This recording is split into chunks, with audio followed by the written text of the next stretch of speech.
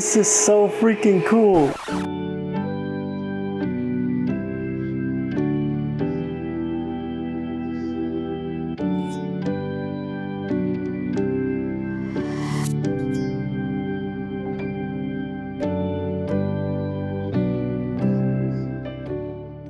So I thought, what if I can make an end grain cutting board, a face end grain cutting board? That sounds weird, but let me explain. So I want to engrave my face into the end grain cutting board, and that will of course make it a face end grain cutting board. This is so stupid. And I'm going to fill it with epoxy. I hope my wife will love this. I'm thinking there's finally an opportunity to put a knife in my face. So I found a food-safe epoxy that I'll be using, but it still hasn't arrived, but I really hope it will arrive in time. So the first thing I need to do is the actual cutting board. And there are many different types of ways of making a cutting board. You can make face grain, edge grain, or an end grain cutting board. It is commonly called a face grain cutting board when you're using the top of the wood as the surface for the cutting board. And not because there's an actual face on it. But that's what I intend to change. An end grain cutting board is made by using the end grain of the wood as the surface for the cutting board. And it is arguably the best of cutting boards. They are better for your knife and they are also kind of self-repairing. I have this birch, which is very light colored, that I can use for making the cutting board. And to plan how much material you need, you can use calculators online or just do the math yourself. So let's get to it.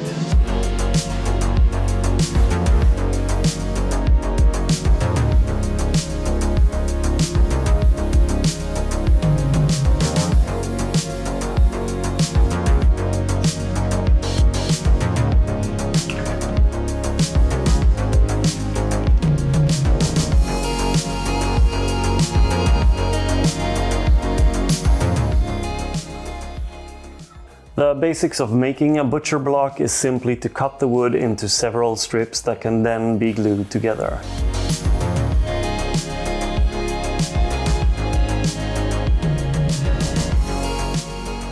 Look at me milling away. How many times can I show this process in a video, I wonder? Maybe it's just enough now. No one cares, really.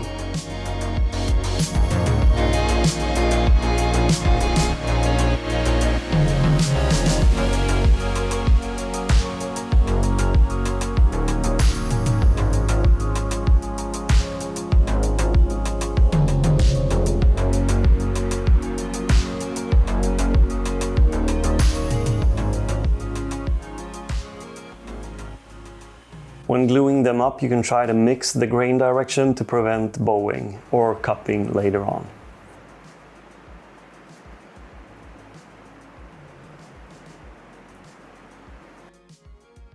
You can glue either the face grain or the edge grain together. This initial glue up will create a stronger board altogether. When the glue is dried, you simply cross-cut the pieces before doing the last glue up. This time with the end grain facing up. I'm using Titebond 3 since it's water resistant. For some reason the glue was setting really quickly, but I figured I could solve that with the router and the flattening bit.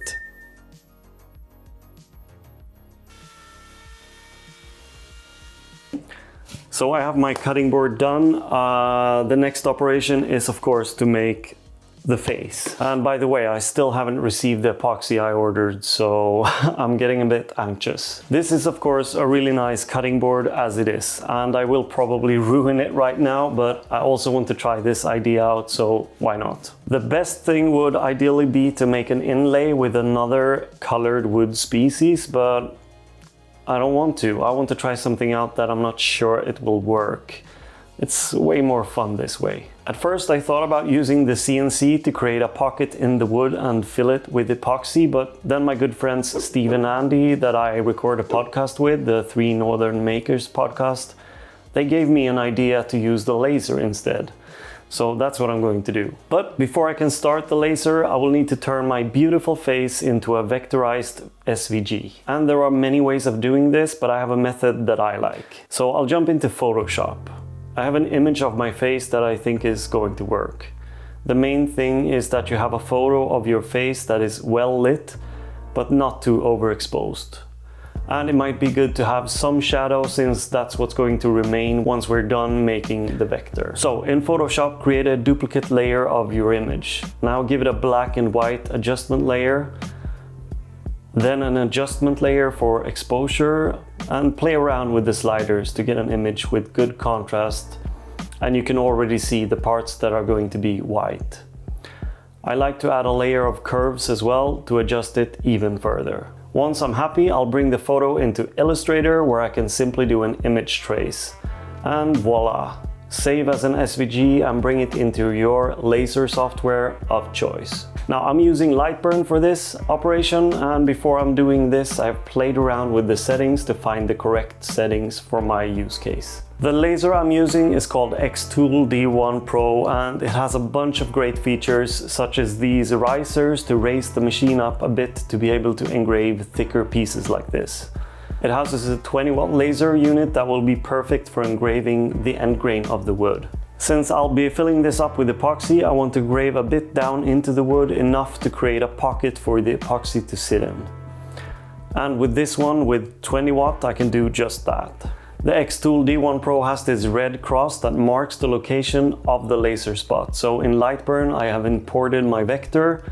I've set the starting point to the center, and I measured the center of the cutting board. That way I know the engrave will be placed exactly where I want it. So let's just start the laser.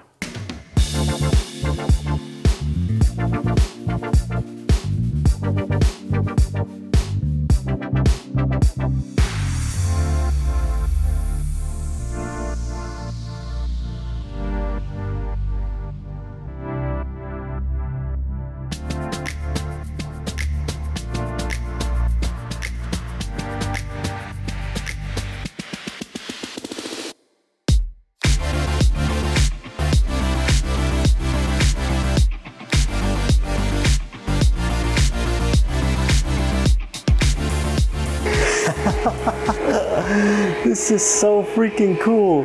Look at this. What? Oh, this is gonna be really cool. I need to be quite careful when inserting the epoxy, because some of these things are really thin, but this is gonna be really cool. Oh, and guess what? The epoxy arrived just now.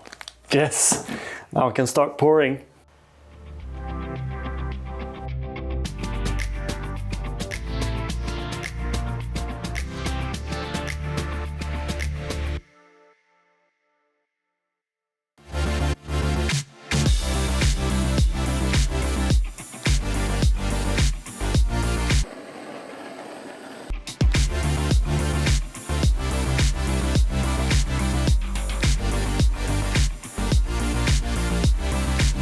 So this did not go as planned.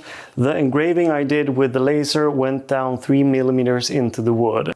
I was a bit afraid that the epoxy would stain the wood outside of the engraving, and it also did. So I actually sanded it down very far, and then I got frustrated and I made a hole in the middle of it just to see how far down it went, and unfortunately it goes too far. It's just going to ruin.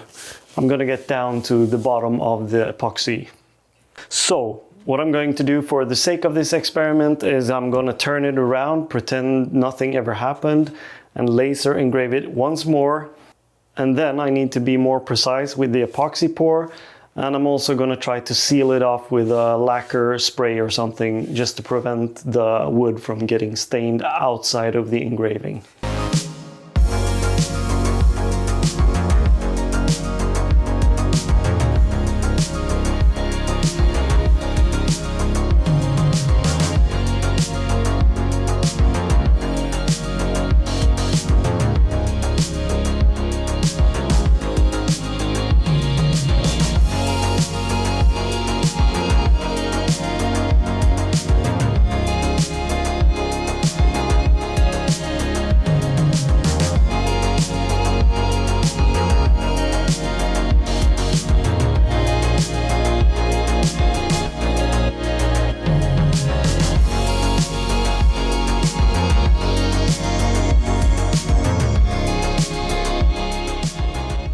Alright, so my first ever end grain cutting board is the face end grain cutting board, and I think it turned out really good.